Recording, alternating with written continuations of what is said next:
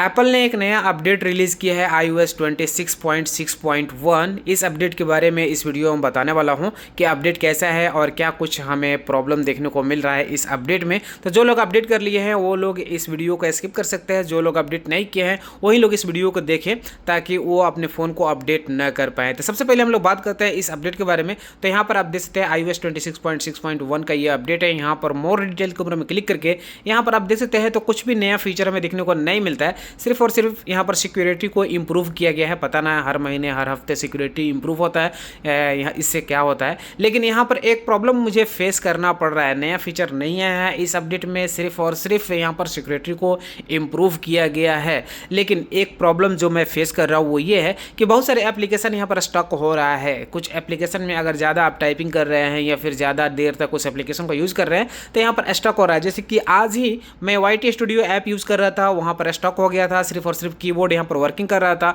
यहाँ पर ना बैक हो रहा था ना पूरा का पूरा कट रहा था, और कंट्रोल सेंटर एक्सेस हो रहा था, नोटिफिकेशन सेंटर यहाँ पर एक्सेस हो रहा था, बाकी सब यहाँ पर बैक भी नहीं हो रहा था उस एप्लीकेशन में। तो इस तरीके के स्टक हो रहा है। और फेसबुक भी हुआ था कल हुआ था, तो ये थोड़ी देर के लिए हुआ था, मतलब 2-3 बार मैं यहाँ बैक किया नहीं हुआ, फिर यहाँ पर कीबोर्ड यहाँ पर इनेबल किया, टाइपिंग किया, उसके बाद ये बैक हो गया था। तो ये मुझे उतना प्रॉब्लम फेस नहीं करना पड़ा फेसबुक में, लेकिन यहाँ पर YT स्टूडियो में मैं फेस कर रहा हूँ। उसके अलावा दूसरा किसी एप्लीकेशन में मुझे इस तरीके का यहाँ पर इशू देखने को नहीं मिला है।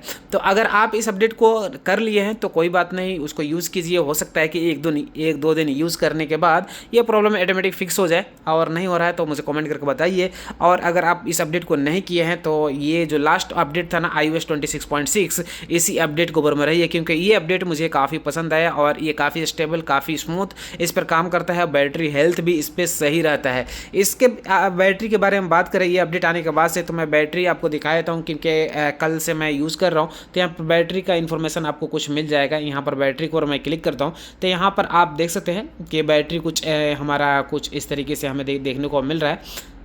तो यहाँ पर आप देख सकते हैं बैटरी हेल्थ लगभग ठीक ठाक है। यहाँ पर 46% बैटरी यूज़ हुआ है टुडे। और यहाँ पर आप देख सकते हैं 3 आवर्स यहाँ पर जो है 39 मिनट यहाँ पर हमें देखने को मिल रहा है। यहाँ पर स्क्रीन आइडियल जो देख सकते हैं यहाँ पर 27 मिनट हमें देखने को मिल रहा है। तो यहाँ पर ज़्यादा मोस्टली मैं कैमरा यूज़ करता हूँ आईफोन का, तो यहाँ पर कैमरा ही दिखाई देगा, फेसबुक और यहाँ पर प्रीमियम यहाँ पर जो है ना प्रीमियर वीडियो एडिटर, ये सब मैं यूज़ करता हूँ। मतलब कि लगभग हेवी वर्क है। तो यहाँ पर हाफ बैटरी में कह सकते हैं कि 3 आवर्स 3.5 घंटे का आसपास यहाँ पर मिल जाता है। तो अभी बैटरी हेल्थ इसमें ठीक ठाक है, लेकिन कुछ ऐप जो है वो क्रैश हो रहा है, यहाँ पर स्टॉक हो रहा है। तो ये एक प्रॉब्लम है इस अपडेट में। तो पिछला वाला अपडेट में भी बैटरी और नेटवर्क में किसी भी तरीके का दिक्कत नहीं था, इसमें भी किसी भी तरीके का दिक्कत मुझे नहीं लग रहा है। यहाँ पर एक चीज़ और मैं आपको बताता हूँ, बैटरी हेल्थ यहाँ पर नहीं ड्रॉप हुआ क्योंकि मेरा फ़ोन बिल्कुल नया है। यहाँ पर मैं आपको दिखा देता हूँ, बैटरी हेल्थ अभी भी यहाँ पर 100 है। ओनली 38 बार में ही मैं चार्ज किया हूँ अपने फ़ोन को। तो बैटरी हेल्थ में किसी भी तरीके का प्रॉब्लम हमें देखने को नहीं मिलता है। तो मैं आपको ये रिकमेंड करूँगा कि ये अपडेट अगर आपके फ़ोन में आया है तो उसको अपडेट मत कीजिए, थोड़ा सा वेट कीजिए। इसका आगे वाला जो अपडेट आएगा उसके बारे में मैं आपको बताऊंगा कि वो कैसा है, उसके बाद ही ये अपडेट कीजिए अपने फ़ोन को। तो वीडियो में बस इतना ही। वीडियो कैसा लगा कमेंट करके जरूर से बताइए, और ऐसे ही iOS का अपडेट की वीडियो देखना है तो मुझे फॉलो एंड सब्सक्राइब जरूर से कीजिए। Thank you.